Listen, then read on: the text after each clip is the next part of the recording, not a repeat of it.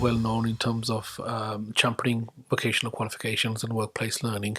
Let's generalize a little bit in terms of what are the current issues at this moment in time, in terms of, whether it's a university, whether it's a college, independent training provider, what are the current challenges in terms of vocational qualifications, how they're perceived, the barriers, how do employers look at it, how do parents, perceive it, look at it, and individuals. So some perspectives from yourself.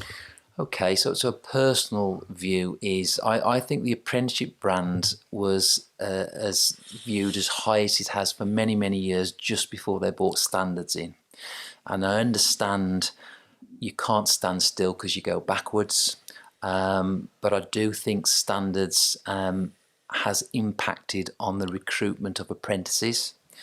I think funding is a real issue at the moment. If you want to offer a first-class service, you have to pay for that service, and I'm not sure some of the standards have got are funded well enough to offer what a lot of organisations should be offering.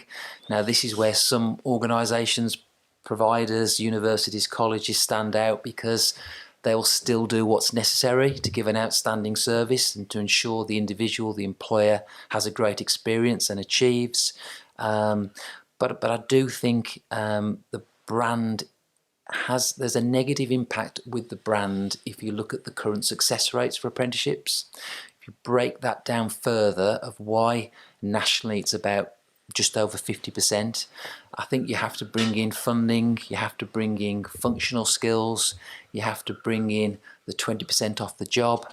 And I guess one of the frustrations for me is there are lots of experts out there that with little changes could have a much more positive impact on apprenticeships, and the government don't want to seem to listen to those experts.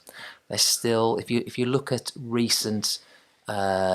recent years, Lord Sainsbury's review, Richard's review, Alison Wolfe review, they're fundamental documents in terms of how we move our education skills forward.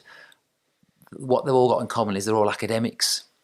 And I think that is an issue. I think when someone is having such an influence over skills and apprenticeships, and they're saying things like apprenticeships are for other parents' children, I think that's a dreadful thing to say and doesn't do the sector any good at all. And that's something that drives me to get in front of funders, decision makers, to talk about the apprenticeship brand and the difference that it can have with people.